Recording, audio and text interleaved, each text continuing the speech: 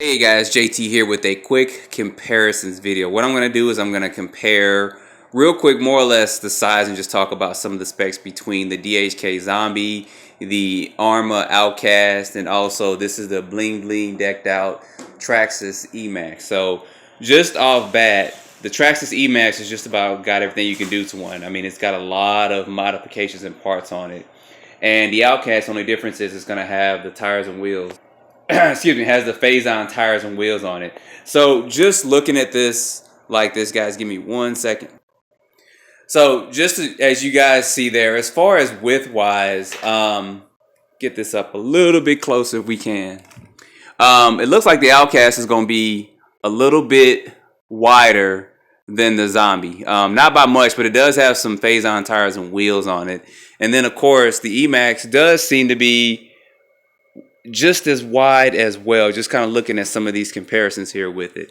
Now, as far as cost-wise, the Emaxx, they don't really sell the brush version anymore. They do have a brushless version, and it's going to run you about $500. The Zombie's going to run you about $290 to $300, and it's also going to be ready to run, but it's also going to come with a LiPo battery, and the Outcast is going to run you $499, so it's going to be $500.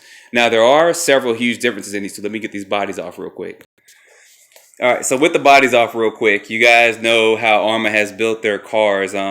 Both of these are going to have aluminum chassis, but the chassis on the Outcast is going to be thicker. And some of the major differences between this and the Zombie is that the Outcast can run 6S LiPo, while the Zombie can run 3 and 4S LiPo. So this comes with a, I think it's a 2000 kV motor. And this is going to be a 2050 kV motor, but the difference is going to be in the speed controllers too. This is about a 150 amp speed controller, and I think this is about 100 amp, 100 to 120. I think they're going to start including other speed controllers with this, but I run mine on 3S. So other differences, of course, this has got this colored iodized aluminum that's on this chassis. Let me show you guys underneath here as well. You guys know I did kind of tape that up underneath it because I do kind of want to keep that chassis looking good. And then, of course, we look at the underside of the Outcast too. So let me get this light going. Now we're going to look at some of the thicknesses, and don't worry, guys, I will get to the Emaxx. So as far as the beefiness of this, you guys see how these A-arms are constructed there, and then we'll go slightly over to the Outcast. So you see that these are going to be a lot beefier and also a lot longer. Then you guys also look at the shocks. These shocks are going to be a lot thicker than that which is on the Zombie as well. They're both going to have adjustable body mounts, front and rear. But you guys see that the Outcast is going to be a lot beefier. And it is a newer car than the Zombie. And going over to the Emaxx, I remember I said this Emaxx is pretty much blinged out. So you guys see some of the differences there. There's a lot of modifications on here, from aluminum shock caps, even down to, so with the Emaxx, it's got about $400 to $500 worth of upgrades, and that's not including the system. The system is going to be a Sidewinder 8 system, but it's got a lot of RPM parts onto it. You see, guys, it's got, aluminum parts up in there. These are not the original shock springs and stuff for it. If we go underneath it, you guys will see some of the modifications that are made there as well. Now, to get your Emaxx to run good enough to par with this, for not to break, you are going to have to put money into it. So maybe at some point in time, Traxxas will do some upgrades to it. So looking at the tire size real quick, the Emaxx tires, and these do seem to be a little bit bigger than the Zombie. So they are about a 1/4 inch wider and just a tad bit taller than that's on the Zombie. So, well, remember, the compound is going to make a big difference too. The compound on these tires is going to be a little bit softer, and the way these are designed as well. So comparing this, of course, these are the phase-on tires and wheels. You see these are a lot bigger, but the Outcast tires and wheels are going to be a little bit smaller than that, but you're still going to get good performance out of them all. So I'm not going to go too much in depth in these. I really wanted to show you guys the comparisons between the Outcast and the Zombie, and then we went ahead and put the Emaxx in here too, so you guys can see a size comparisons.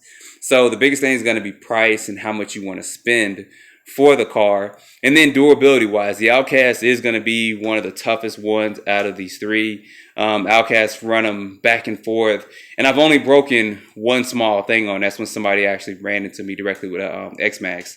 So with my Zombie, I had to put some extra dollars into it. I did have to go back in and do some modifications to it and like improve some stuff on the differential. So I did have to put some time and money and stuff in there. So, but all in all, I mean, you really can't go wrong with either one of these cars. It's going to depend on your budget.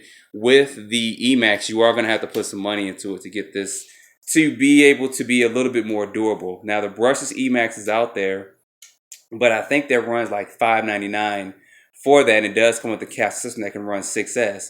But you guys saw when I had some videos with my Outcast running against the brushless Emaxx, kind of how that performed and stuff. So really it's going to come down to how much money you want to spend on a car and how much money you want to spend into investing to getting the car to run good. I don't think that, for me, the Zombie, I'm going to run any more than 3S on there. And even on the Emaxx, you know, 3S is fine. Sometimes you can run 4S as well. But if you're going to run 4S and even 6S, you're going to have to do some modifications for it. Where the Outcast is going to be fine straight out the box. It's just how Arma built it. They built it as a stunt truck. And the Arma Outcast is going to be a newer car than either one of these two. So anyway, guys, I want you to put your comments below on these and let me know if you have either one of these or 2 or 3 of these, and let me know what you've done to them. And just give me your opinion on which one you think is best. Like I said, these are just my opinions on these. But out of these 3, it's going to be the Outcast first, then the Zombie, and then the Emaxx. But if you put money into the Emaxx, it is going to perform better. You just got to put some money into it. So anyway, guys, my battery and everything is running low. I'm running low on space. So put your comments below. Thanks for watching. As always, subscribe and stay tuned for more videos.